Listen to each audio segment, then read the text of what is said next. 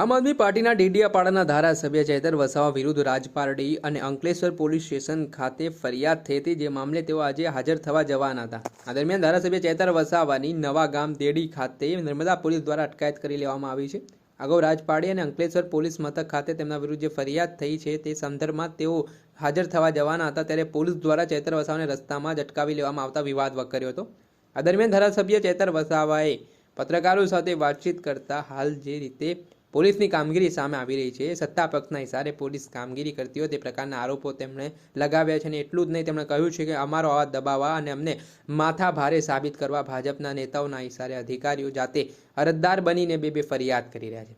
તેમણે એવું પણ કહ્યું છે કે શું મારો વાંક કેટલો છે કે બ્લાસ્ટમાં જે પીડિત પરિવાર છે તેમને 30 લાખ રૂપિયા અપાવ્યા? શું મારો વાંક એટલો છે કે જે મૃતક પરિવારજનો હતા, ડમ્પર ચાલકોના કારણે નિર્દોષ લોકોના જીવ લેવાઈ રહ્યા હતા, તેમના માટે અવાજ બન્યો, તેના જ કારણે તેમના ઉપર ફરિયાદ થઈ રહી છે? તેને લઈને તેમણે પોતાનો આક્રોશ પણ ઠાલવ્યો હતો। પહેલાં તો શું કહી રહ્યા છે ધારાસભ્ય ચૈતર વસાવા તે સાંભળી લો। તમે પૂછી લો, એફઆઈઆર હમણાં રદ કરતા હોય તો હમણાં અમે જતા રહીએ, અમે તો કોઈ વાંધો, અમે તો હમણાં મયતોમાં બધા અમારા પ્રસંગો ગોઠવાયેલા જ છે।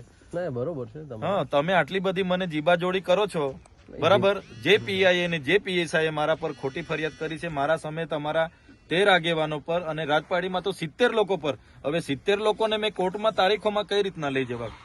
એટલા લોકોને મારે કોર્ટમાં લઈને ફરિયાદ કરવાની કોર્ટ નહીં બોલાવે, એટલા માટે તમે ઘરે જવામાં મને વાંધો નથી, તમે પૂછી લો તમારા એ તપાસ અધિકારીને, ભાઈ આ એફઆઈઆર ખોટી છે, રદ કરવાના છો કે કેમ?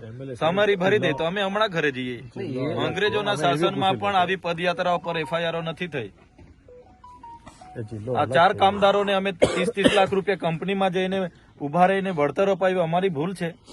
હવે માણસ મરી જાય, 10,000 કરોડની કંપની છે તો 30 લાખ આપ્યા, એમાં શું વાંધો છે? અને કંપની વાળો બિચારો તો રાજી ખુશી આપ્યા છે, તો એમાં બિચારા એફઆઈઆર બી પોતે પીએસઆઈ અરજદાર બને છે। તો આટલી તો કેવી પોલીસની મજબૂરી છે કે પીઆઈ અરજદાર બને, પીએસઆઈ અરજદાર બને?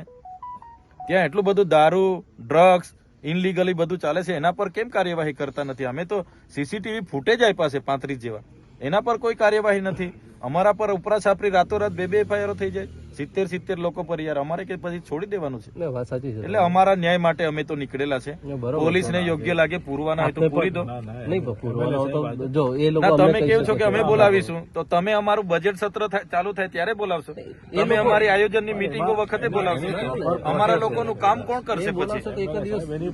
ના, એટલે અમે આજે અમારી પાસે ટાઈમ છે, મહિનો તમે આ ડિસેમ્બર જાન્યુઆરી છે પૂરી દો, અમારું પછી બજેટ સત્ર ચાલુ થશે ત્યારે અમારે લોકો માટે અમારે વિધાનસભામાં બેસવું પડે છે, અને ત્યારે પછી તમે જેલમાં બેહાડી રાખશો તો લોકો માટે કોણ બોલશે? આમાં જેલમાં જવાનું ક્લિયર થતું નથી। બીજું આપને જે દિવસે મીટિંગ ઉપરાછાપરી એફઆઈઆર એટલા માટે કરેલી છે કે આ ભાઈ માથા ભારે, એટલે ખરી ચૂંટણીમાં મને અહીંથી તડીપાર કરી દીધો હતો, એટલે આવી રીતના હમણાં બજેટ સત્ર છે, લોકો માટે કઈ માંગશે, બજેટમાં ઉઠાવશે, સરકાર સામે બોલશે, એટલે હવે તમારે પાછી પાસા કરવાની, તડીપાર કરવાની તજવીજ ચાલે છે, ભરૂચ પોલીસ કરે છે। એટલે તમારે તો જે કરવા, મને તો કોઈ વાંધો નથી, 5 વર્ષ નહીં 10 વર્ષ જેલમાં રાખો, પણ અમારા લોકોનો અવાજ કોણ કરશે પછી? એટલે જેલથી મને ફેર નહીં, ત્યાં બી મને રોટલી શાક ખાવાનું મળવાનું જ છે, બધી જગ્યાએ મળે છે, એટલે એનાથી મને કઈ વાંધો નથી, પણ અમારા લોકોનો અવાજ દબાઈ જાય છે।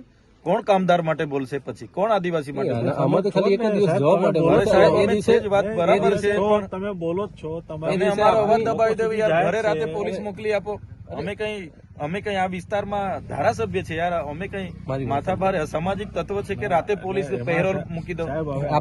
હવે આ નીકળ્યા તો ઘરમાંથી નીકળ્યા ના, તો તમે જોઈ લો કેટલી આ 20 ગાડીઓ નજીવા કેસમાં, કાલે ઉઠીને ગયા કેસમાં તમે આવ્યા હતા 50 ગાડીઓ લઈને, આખો માર્ચ કરીને, મોરચો લઈને, તો આ લોકો બી ભરૂચ વાળા આવશે, એના કરતા આજે જ અમને હાજર થઈ કરી દો। પણ આમાં તો જે દિવસે નોટિસ આપશે તમને એ દિવસે તમે કદાચ હાજર રહી શકે કે મીટિંગ છે તો બીજી તારીખ કાલે ઉઠીને અમારા હમણાં આયોજનોના કામો ચાલુ થવાના, મીટિંગો ચાલુ થવાની, હમણાં બજેટ સત્ર અમારું ચાલે, એટલે પોલીસ કે છે કે ભાઈ અમારી ફુરસદે આવીને એટલે જેલમાં નાખી દો, એવું થોડું છે?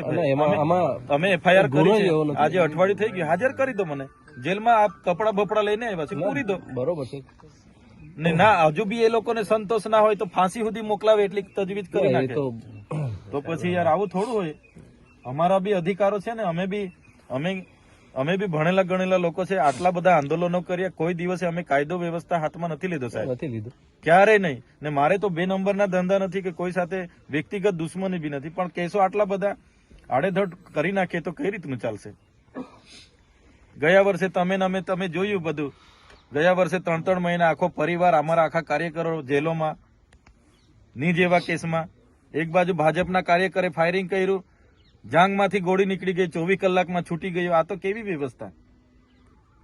અમારા પર થાય એટલે અમારે પછી આ પોલીસ અમને હોતી વળે ચોરની જેમ, બીજા પર થાય એટલે રાતોરાત બધું સમાધાન થઈ જાય. અમે કાં ગુનો કર્યો છે? બિચારા ગરીબ પરિવારોને પૈસા તો અપાવ્યા છે, એમાં થોડી આવી કંપની વાળો ફરિયાદ કરતો તો અમને થતું કે અમારી ભૂલ થઈ. કોઈ ટ્રાફિક અડચણ વાળો ફોન કરતો કે મારી ગાડીને આ લોકો નડ્યા ને ફરિયાદ અમે રાજપાડી કરે. હવે પીઆઈ પીએસઆઈ ફરિયાદ કરે તો અમારે શું સમજવાનું સાહેબ? આ કાયદો ને વ્યવસ્થા છે.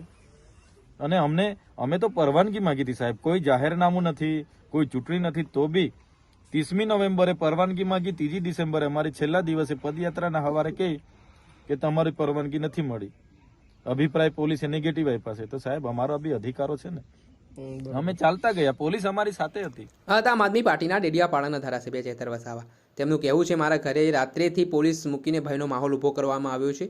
પોલીસે કાયદો વ્યવસ્થા જાળવવાના બદલે એજન્ટ બનીને કામ કરી રહી છે, તે પ્રકારના તેમના આરોપો છે. તેમણે કહ્યું છે કે આજે ભાજપ પૈસા, પાવર, પોલીસ, ઈડી, સીબીઆઈ વહીવટીતંત્રનો દુરુપયોગ કરી રહી છે. આજે ભ્રષ્ટાચાર, મોંઘવારી, બેરોજગારી, પીવાનું પાણી જેવા મુદ્દાઓ બાજુમાં રહી ગયા છે.